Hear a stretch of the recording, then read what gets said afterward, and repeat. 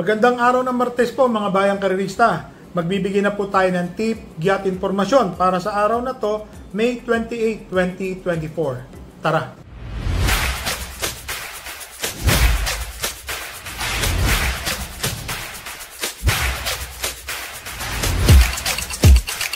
So mga bayang karerista, meron pong hinandang 7 races po para sa araw ng Martes. Lahat po ng karera ay GBT races po. So ito po, ang start time po ng karera ay sa ganap na alas 5 ng hapon. So dito po sa race number 1, group based on time 16. So 4 runners po nga ito. So ito po, 1 Sinag, 2 Petron, 3 Make a Difference, 4 Lemon Bell. Dito po ako sa entry number 2 na si Petron. So parang mainam po yung pagkakapanalo ni Petron nung nakaraan takbo. So kung pagmamasdan nyo po, nung binigyan tuloy-tuloy po, napakalakas, napakagaling. So para sa akin po, 4 lang po kasi, mahirap po magsabi na 3, na madalawa titipin ko. Pero dito lang po ako sa entry number 2 na si Petron. So solohin ko po ito si Petron. Kayo pa rin ang masusunod mga bayang karerista ha. Lalo na po yung Lemon Bell, medyo may kainaman po yung takbo nito. Para sa akin po, yung si Lemon Bell may panalo rin. Lalo na rin po yung Make a Difference. Mainam din po yung pinakita ni Make a Difference yung nakaraan. Pero dito po sa race number 1, entry number 2, Petron. Dito po ako. So, solohin ko po yan. Dito na tayo sa race number 2, 1,400 meter race. Group based on time 19. GBT 19 po ito, mga bayang karerista. Dito po ako sa entry number 3, Express Lane. Galing po sa segundo si Express Lane, ang lakas po ng laban, ng rating based. So, ito pong tinitignan ko, itong GBT19, tingin ko medyo nakakalamang po si Express Lane. So, siya na po ang isang tip ko. Nag-iisang tip or sosolohin ko rin po ito. Entry number 3 na si Express Lane.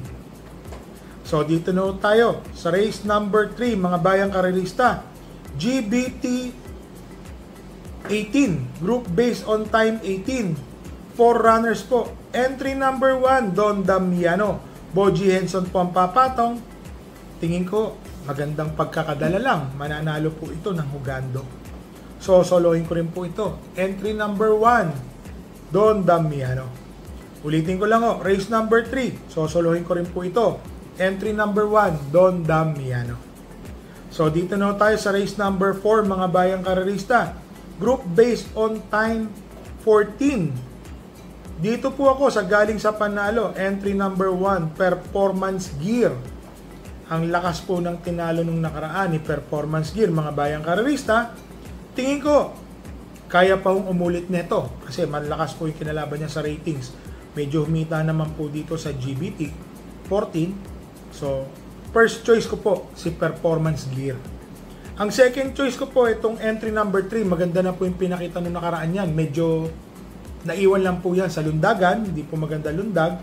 Entry number 3, Color Blast. Second choice ko po yan. Dumating po yan ng tersero kung hindi po ako magkamali. Segundo o tersero nung last time niya. Sa ratings po yun. So, dito po sa race number 4, first choice po, entry number 1, Performance Gear. Second choice po, entry number 3, Color Blast. So, dito na tayo sa race number 5, mga bayang karerista. Group based on time 20. GBT 20 po ito. 6 runners po.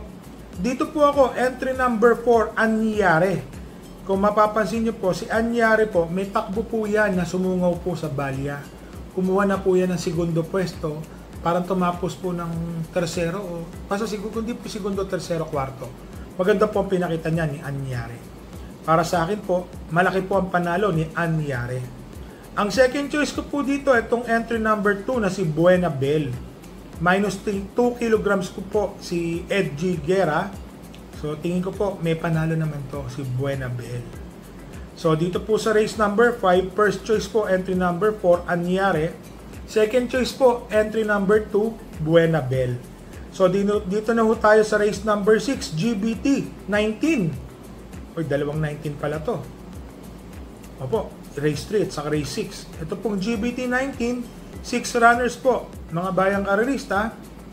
First choice ko po, entry number 5, Maayo Kaayo. Lumundag lang po ng maganda to. Malaki po ang panalo ni Maayo Kayo. Tingin ko po yan mga bayang karerista kasi parang may ano po yung kabayo na minsan wild po ang mga lundag niya papasok, palabas, minsan nagpapaiwan po pero kung makokorek lang po ito, mababa po sa laban si Maayo Kayo. Ang second choice ko po dito, itong entry number 2 na si Go On Eugene.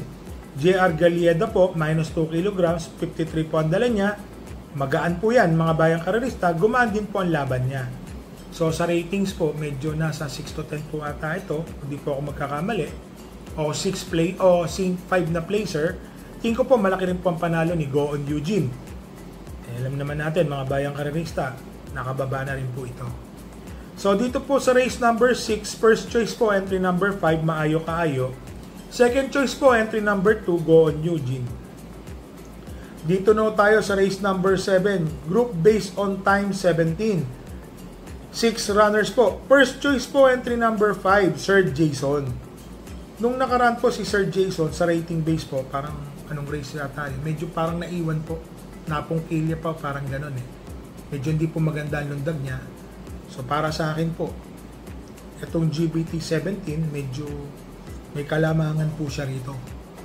Para sa tingin ko lang po yan Lablab Galieta po ang papatong, tingin ko malaki po ang panalo nito. Ang second choice ko po dito yung entry number 6 na si King Wash po.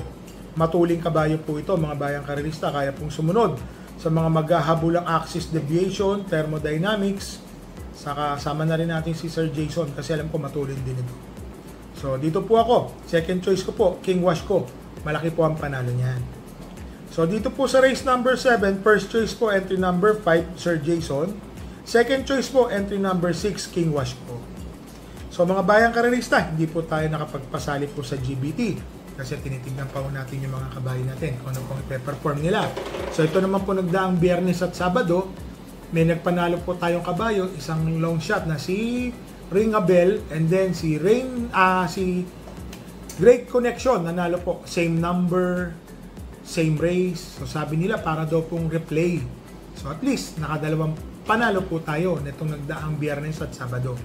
Wala pong naging karera ng linggo kasi po mga bayang karerista, sasama talaga ng panahon sa South, Malbar, Quezon, pag ganun po papunta ng Batangas, talagang masama po talaga ang panahon.